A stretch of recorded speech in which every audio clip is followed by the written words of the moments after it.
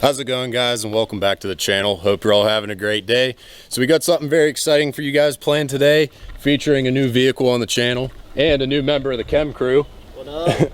It's my buddy Connor. We go way back, went to high school together. New old member. Yeah, new old member. He's been around. He also has a YouTube channel. You want to give a shout out to your... Yeah, it's called Brant Murphy. I guess we'll link it down below and put a little something in this area here. But yeah, I've only had it for maybe about a year-ish now. We're growing. I actually just recently got my drag set up for this. We're going to be running 18 by 5 skinnies in the front and then 17 by 10 bead blocks in the back with a Mickey Thompson tire setup. So hopefully we'll be able to get into the 11s with this car, because when I tried to run them on the stock tires, let's say they didn't grip very well. So I mean, it sounds pretty nasty as it is. And before this car, you actually had a Dodge Challenger, right? Yep, I had a 2016 B5 Blue 6-speed manual Scat Pack, which was pretty cool. So it was kind of weird going over to an automatic. I mean, one thing I wish that they did with the Chargers is actually make a manual Charger. But the 8-speed transmission they got in there is it's nasty, especially when the transmission's tuned in track mode. Like it'll shift hard. And I like giving him a bunch of crap because before he had this Charger or even the Challenger, he was a big diehard Chevy guy. Oh yeah. His first car was actually an El Camino, and we would go to a bunch of car shows together. I'll throw in some pictures here where we attended some car shows together back in the day. But then he went to 2 Silverados, right? You had a white one and a black one after that? Yeah, so actually after the El Camino, I had a Volvo, just as a little car out of high school, you know, because I blew up the El Camino. My engine swap gone bad. That's a story we don't talk about anymore.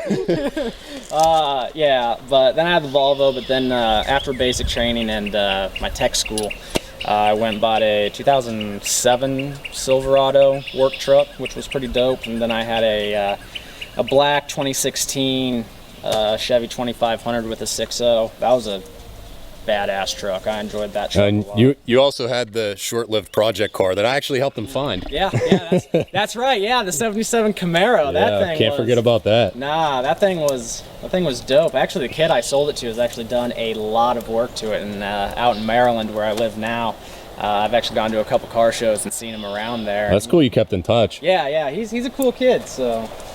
But yeah, so we're gonna do some walk-arounds with the Charger, maybe do a few startups, some revs, maybe a burnout here if he feels like leaving his mark on the street. Hey, listen, someone's got to burn these Pirellis, right? But yeah, let's give you a little walk-around. But yeah, he just got here from Maryland, so he said excuse all the bug guts he has on it, but hey, that's just paint protection, right? Yeah, I did not opt for the paint protection film. I went the bug protection film. You know, it keeps the paint clean.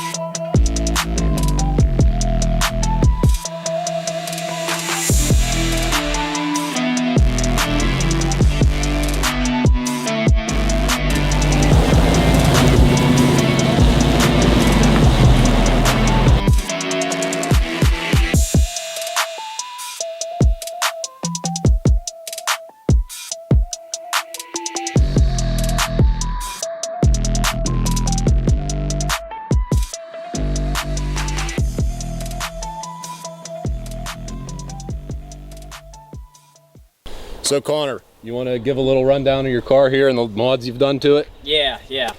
So far not too much has been done to this car. I'll give a little rundown of it first. So it's a 2020 Dodge Charger Scat Pack wide body.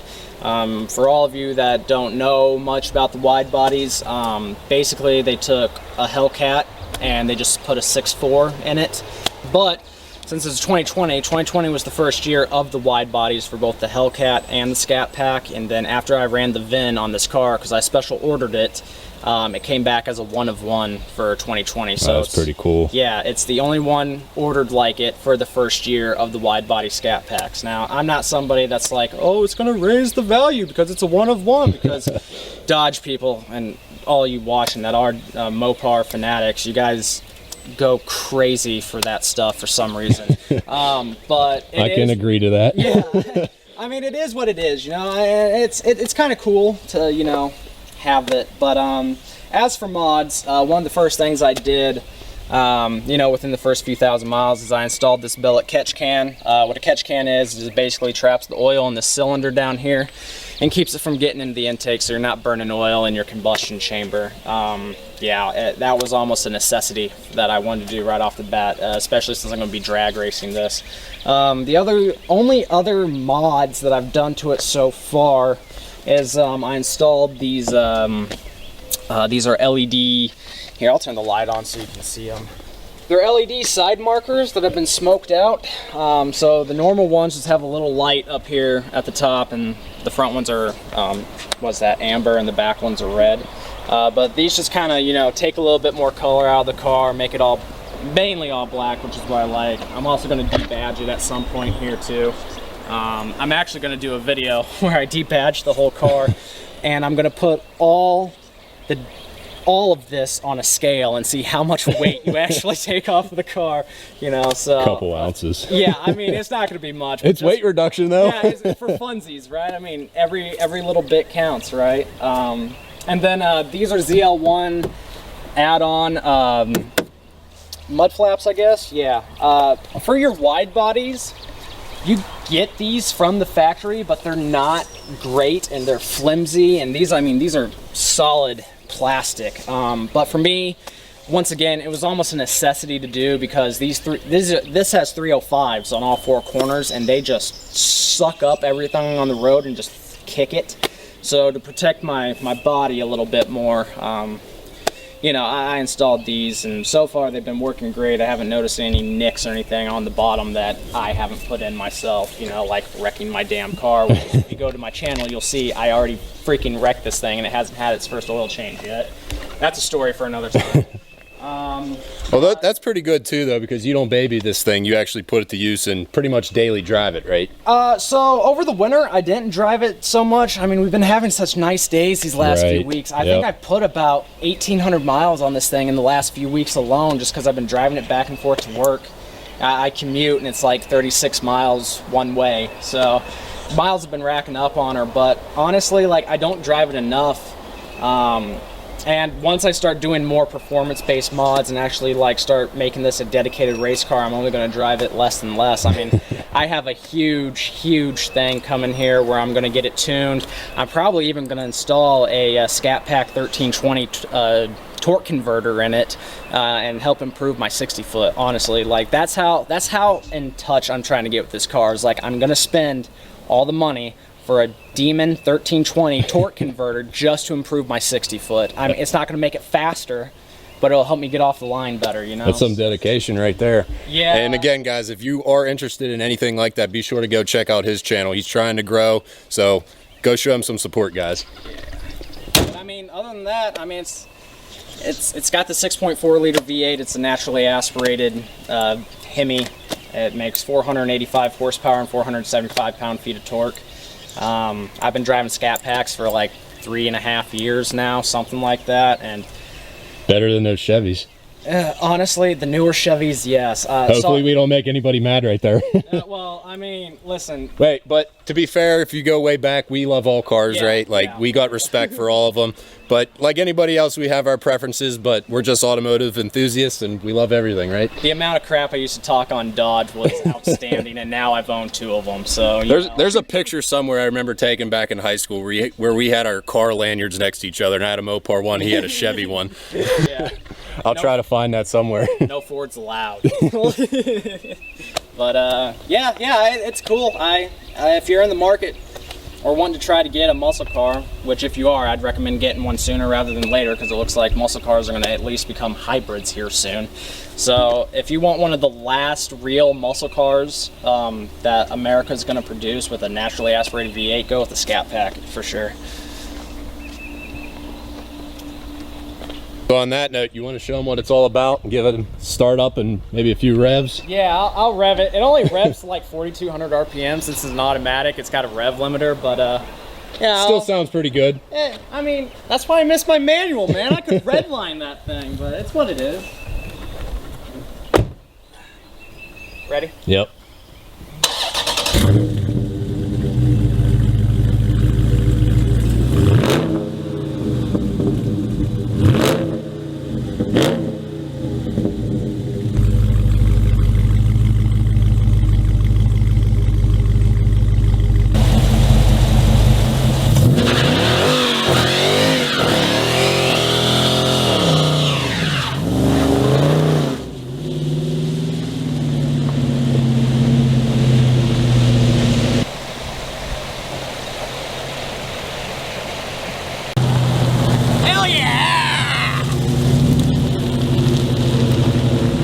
That's pretty nasty. Yeah, line lock's an interesting feature, I'll tell you what. Like I would have just like braked it myself, but I wanted to make sure like it held in place while I did it. But I mean, that was I didn't even have the traction control off. I mean, on this car in eco mode, like there is traction control, but as soon as you put that thing in sport or track mode, you have no control of it anymore. I mean, you're basically, yeah, I mean, you can turn stability control completely off, but I mean, if you're in track or sport mode, it's basically off. So. I mean, now you're permanently marked here, so. Hell yeah, dude. Be here for a while. On these towns. Yes, sir. But damn, yeah. Oh man, she's all sorts of rubbery over there. Damn. Oh yeah. Sticky. Yeah. I love this thing.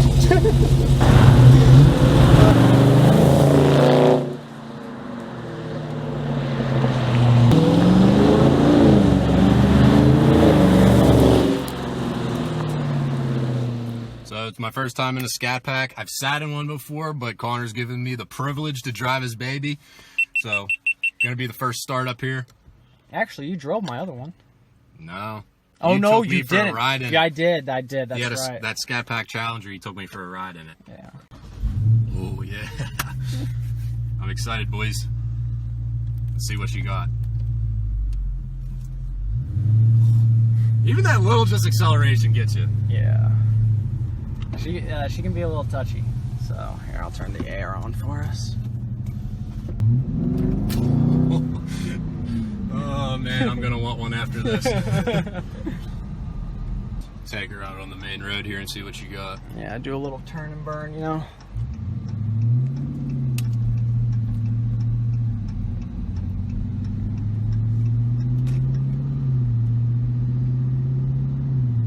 Let's see what you got. It's so green down here. No way. Dude, that was so fast. Holy crap. I'm not allowed to swear because I'll get demonetized, but... Oh, is that how that works? I'm pretty sure. Oh, well then I've already been demonetized. I haven't even been monetized yet. Shoot. Oh. This thing cruises so nice too, even if you're not on it, just smooth. It's like you're sailing. Do you want me to put it in sport mode for you? That wasn't sport mode? No, that's eco. Oh yeah, did it. Alright, just be easy. I mean, so like if you're not used to the power, just like gradually get into it because you will spin the tires. So, alright. So now that she's in sport mode, I thought she was quick before. Let's see what she got now.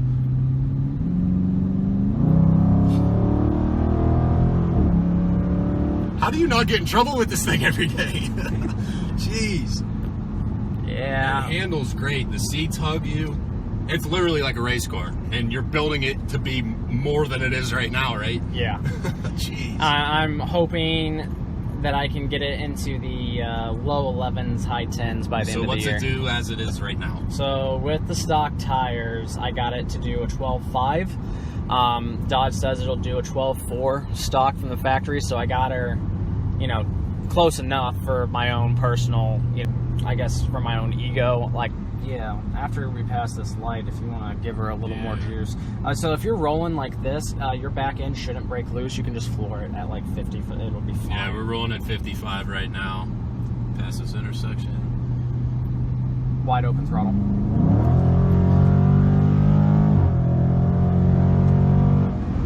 Oh my god. Oh, that's freaking amazing. Yeah. This is why you have good car friends that let you drive their cars. Because anybody else, I wouldn't have had this opportunity. So thanks, Connor. Yeah, dude, no problem. Yeah, in 10 years, I feel like you've been allowed to drive my car one time, so that's fine.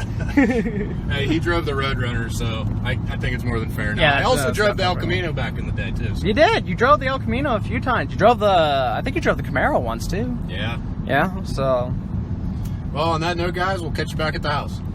So that's going to do it for today's video, guys. I hope you enjoyed it. Thanks again for Connor bringing out his Charger. Yeah. And giving me the privilege to drive such an amazing car.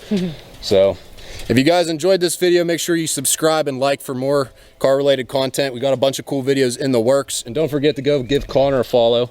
Subscribe to his channel. Again, I'll link it down in the description and here on the screen. But I think that's going to do it, guys. Again, leave your thoughts and comments down below, and we'll catch you in the next one. Always accelerate and don't look back. Catch you in the next one. Take it easy, brother. Get your funky butt back home to Maryland. Listen, all right, I would live here in PA if I could, all right? Because I'd be out here smoking your ass on the streets all the time. Oh.